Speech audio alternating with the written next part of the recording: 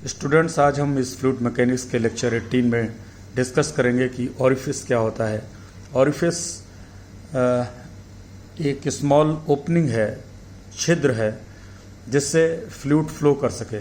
तो अगर किसी टैंक में जिसमें सपोज कोई लिक्विड भरा हुआ है और इसमें एक स्मॉल ओपनिंग हो जिससे कि फ्लूइड बाहर निकल सके, तो इसको ओरिफिस कहेंगे। इस स्मॉल ओपनिंग को ओरिफिस कहेंगे। ये कहीं पे भी हो सकती है, यहाँ पे हो सकती है, यहाँ पे हो सकती है, यहाँ पे हो सकती है, ऐसे किसी भी जगह पे हो सकती है जहाँ से फ्लूइड फ्लो कर सके, तो इसको ओरिफिस कहा जाएगा। ओपनिंग और ओरिफिस में फ़र्क है। अगर ये खाली टैंक हो जिससे फ्लूइड फ्लो ना कर सके, जिसमें फ्लूइड ना हो और उसमें कोई ओपनिंग हो, छेद हो, तो वो ओरिफिस नहीं कहलाएगा। कुछ कंडीशंस हैं इसमें कि जो फ्लूइड होगा, फ्लूइड होना चाहिए उसके अंदर, फ्लूइड होमोजीनियस होना चाहिए, फ्लूइड इससे जो फ्लो करेगा वो एक सर्टेन पैटर्न में फ्लो करना चाहिए। ये सब कंडीशंस इसके अंदर होती हैं, तभी ये ओरिफिस कहलाएगा। तो ओरिफिस क्या है? तो orifice is a small opening of any cross section. और ये क्रॉस सेक्शन कैसा भी हो सकता है। ये सच एस सर्कुलर हो सकता है, ये रेक्टेंगुलर हो सकता है, ये ट्रेंगुलर हो सकता है, किसी भी शेप में हो सकता है, स्क्वायर हो सकता है। तो orifice is a small opening of any cross section on the side or at bottom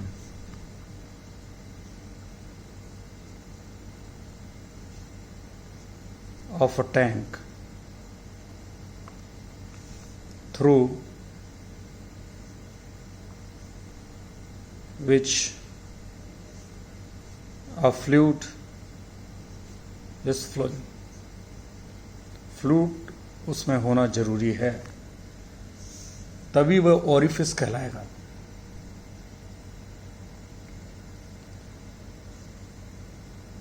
और ये डिवाइस क्यों यूज़ की जाती है? ओरिफिस का स्ट्रक्चर यूज़ किया जाता है वेलोसिटी कैलकुलेट करने के लिए किसी फ्लोइंग फ्लूइड की, और वेलोसिटी अगर कैलकुलेट हो गई तो फ्लो रेट कैलकुलेट हो जाएगा। तो orifices are used, orifices are used for measuring the velocity and flow rate।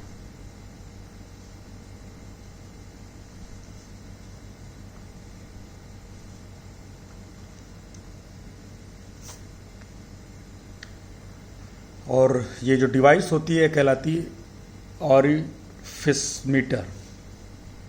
ठीक है, डिवाइस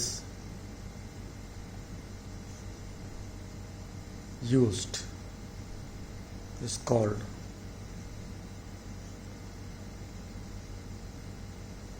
ओरिफिस मीटर।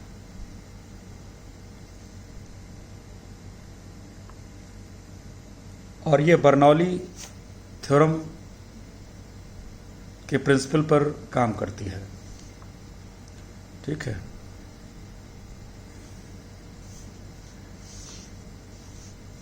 देखिए इसमें इससे हम जो वेलोसिटी है उसको कैलकुलेट करते हैं, और कैसे कैलकुलेट करेंगे ये देखते हैं। तो फ्लो थ्रू an ऑरिफिस। देखिए, suppose we have a tank,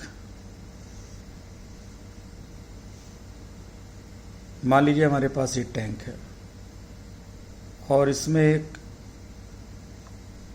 ये ऑरिफिस है। इस टैंक में कोई लिक्विड है, सपोज वाटर है, और इससे फ्लूइड फ्लो कर रहा है। फ्लूइड फ्लो कर रहा है, इसमें हमने एक कांस्टेंट हेड बना के रखा है। कांस्टेंट हेड का मतलब है ये जिस हाइट तक इसमें पानी भरा हुआ है, ये हाइट मेंटेन रखते हैं।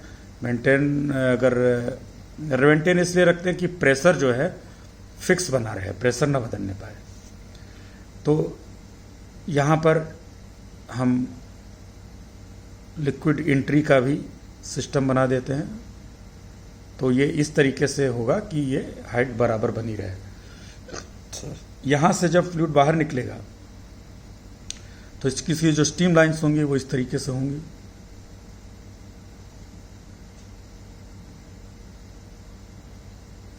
इधर से भी फ्लूइड जाएगा, ऐसे भी जाएगा, ये सब इसकी स्टीम लाइन्स होंगी।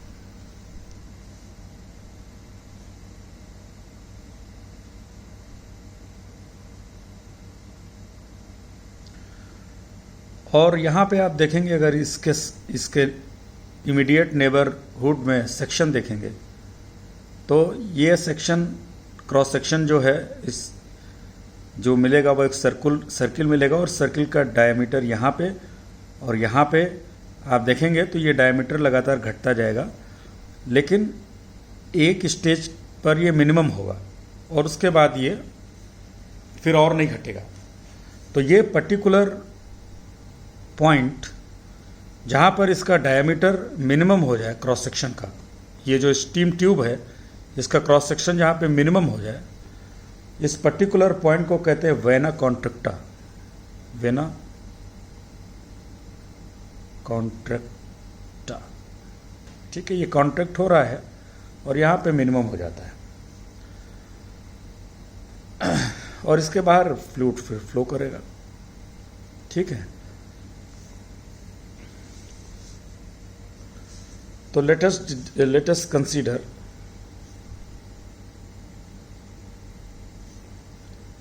discharge through a orifice from a tank। ये कुछ और भी हो सकता है। रिजर्वर वो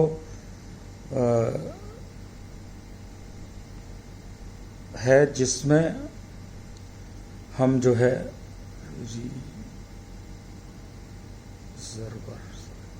रिजर्वर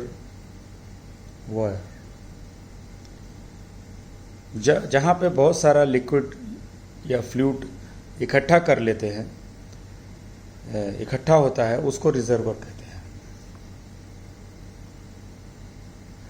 जैसे कुआं है वो रिजर्वर है, कोई झील है उसको रिजर्वर कह सकते हैं। अंडर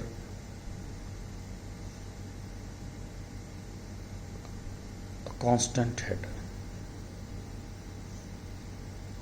हेड से मतलब ये है कि ये कांस्टेंट प्रेशर।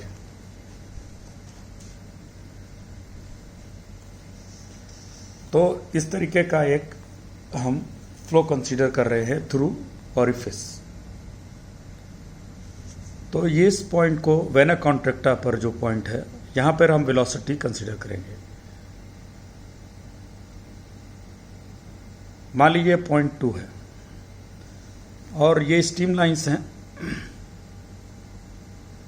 इसको पॉइंट 1 ले लीजिए, स्टीम लाइन के ऊपर लिया हमने और इस सरफेस पे लिया है। हम यहाँ भी ले सकते हैं, यहाँ भी ले सकते हैं, यहाँ भी ले सकते हैं, यहाँ भी ले सकते हैं, कहीं से भी शुरू कर सकते हैं। तो हमने अपनी सुविधा के लिए यहाँ पे लिया। ये पॉइंट जो है वो ऐसा पॉइंट है कि जहाँ पर फ्लूइड ठहरा हुआ है, यहाँ का फ्लूइड मूव नहीं कर रहा। देखिए हमने कांस्टेंट हाइट बना के रखा है यहाँ पे, ठीक है। तो ये जो फ्लूइड इसके अंदर है ये स्टेशनरी है, ये पूरा फ्लूइड स्टेशनरी है। इस ऑरिफिस से फ्लो करेगा और जब बाहर की तरफ फ्लो करेगा तब उसके अंदर वेलोसिटी आएगी। इसके नेबरहुड में भी जो फ्लूइड होगा उसमें वेलोसिटी होगी और दूर जाते जाते ये घटती जाएगी और बहुत दूर ये जीरो होगी, ठहरा हुआ फ्लूइड होगा। तो यहाँ पे वेलोसिटी जीरो लेंगे। ये मत समझिए कि इसके अंदर हम पानी डाल रहे हैं बराबर तो यहाँ वेलोसिटी कुछ, उस हलचल को, उस डिस्टरबेंस को आप इग्नोर कर दीजिए। इस तरीके से ये सिर्फ इसलिए लिया गया है कि इसका हेड मेंटेन रहे, इसकी ये हाइट मेंटेन रहे। तो वो किसी दूसरे तरीके से भी ऐसे इसके अंदर कर सकते हैं, डाल सकते हैं पानी कि कोई वेलोसिटी या कोई डिस्टरबेंस क्रिएट ना हो। और आप बहुत बड़ी एक झील ले लीजिए और उसमें इसी तरीके का ऑरिफिस ले लीजिए तो आप समझ सकते हैं कि तो उस सरफेस पे कोई फर्क नहीं पड़ेगा कम समय में और वेलोसिटी जीरो होगी। इस तरीके से समझ सकते हैं इसको। तो और यहाँ पे प्रेशर जो है एटमॉस्फेरिक प्रेशर होगा, यहाँ पर भी प्रेशर जो है एटमॉस्फेरिक होगा, ये दोनों ही बाहर हैं। तो जिस एटमॉस्फेयर के कांटेक्ट में है वो उसका प्रेशर कांस्टेंट है। यहाँ भी एटमॉस्फेरिक प्रेशर, यहाँ भी एटमॉस्फेरिक प्रेशर। तो प्रेशर दोनों जगहों पे सेम है। यहाँ वेलोसिटी जीरो है, यहाँ की वेलोसिटी हमें पता करनी है। तो वो वेलोसिटी आप मान लीजिए कि यहाँ पे v2 है और यहाँ पे v1 जीरो होगी वेलोसिटी। तो बर्नौलीज थ्योरम को यूज करेंगे इसमें।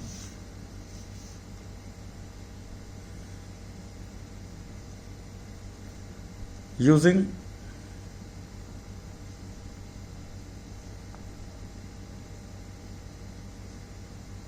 Bernoulli's theorem at point 1 and 2। तो थ्योरम कहती है 1/2 v1 square pressure at P1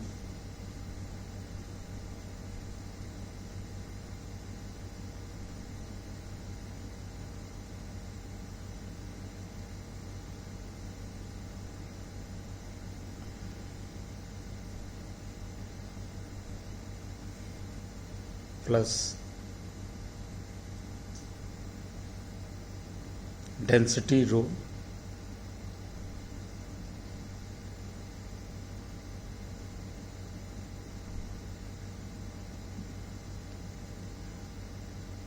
जी और ये हाइट h1। इस पॉइंट की किसी भी बेस लाइन से आप हाइट ले लीजिए, वो हाइट h1 होगी किसी भी बेस लाइन से।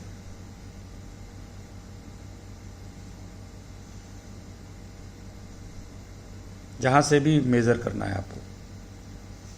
And this should be equal to 1/2 v2 square plus pressure at point this plus rho density of fluid g h2 इसकी हाइट है और ये आप मान लीजिए कि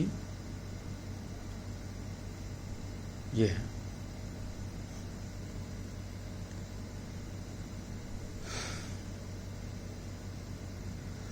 now velocity at point 1 is 0, pressure at both the point is same, atmospheric pressure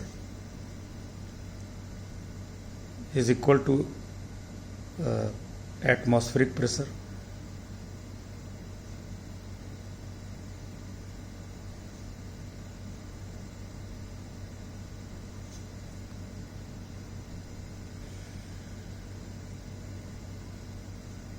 okay. So we have this is 0, so half V2 square is equal to, ये दोनों सेम है, ये कैंसिल हो जाएंगे, ये 0 है और इसको इधर ले आइए,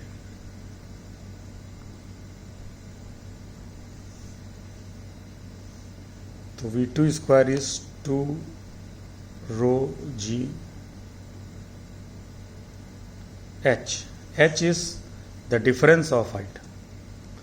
तो ये जो ऑरिफिस है इसकी यहाँ से हाइट जो है वो H, उसको लिया गया है, ठीक है। ये जो हाइट है ये H लिया गया, तो वेलोसिटी हो जाएगी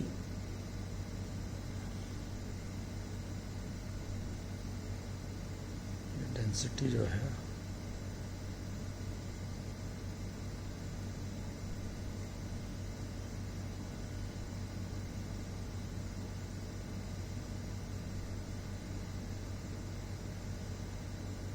इसके अंदर भी आता है डेंसिटी,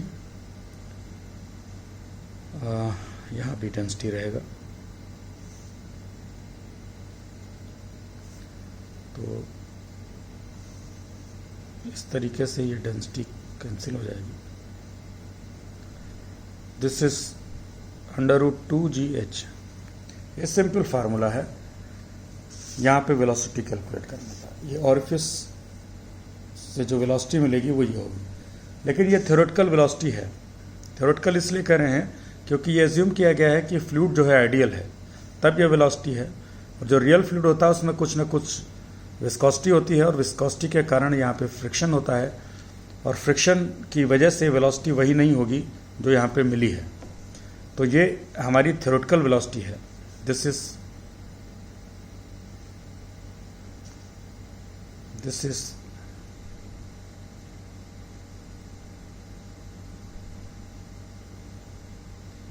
theoretical velocity। एक्चुअल जो वेलोसिटी होगी that is coefficient of orifice, जो भी होगा इसको कैलकुलेट करेंगे, एक्सपेरिमेंटली कैलकुलेट कर सकते हैं, इनटू थ्योरेटिकल वेलोसिटी। तो एक्चुअल वेलोसिटी होगी ये। तो ऑरिफिस जो है वो बर्नौलीज थ्योरम के प्रिंसिपल पे काम करता है, और वेलोसिटी या फ्लो रेट कैलकुलेट करने की डिवाइस है। फ्लो रेट अगर निकालना है तो फ्लो रेट जो है वो velocity into area of cross section, area of cross section of orifice जो भी होगा, तो इससे फ्लो रेट निकल जाएगा। तो इस तरीके से ये एक डिवाइस है जिससे हम वेलोसिटी कैलकुलेट करते हैं। तो हमने 2-3 डिवाइसेस देख ली, एक तो ऑरिफिस जो अभी देखी है, और इसके अलावा पिटॉट ट्यूब और वेंचुरीमीटर, ये सब जो है वेलोसिटी और फ्लो रेट कैलकुलेट करते हैं और बर्नौलीज प्रिंसिपल पे काम करते हैं। अलग अलग तरह की डिवाइसेस हैं, कहीं पे कोई यूज़ होगी, कहीं पे कोई यूज़ होगी, तो जहाँ पे जो कंफर्टेबल होगी वो यूज़ की जाएगी। तो अलग अलग तरह के केसेस के लिए अलग अलग तरह की ये डिवाइसेस हैं।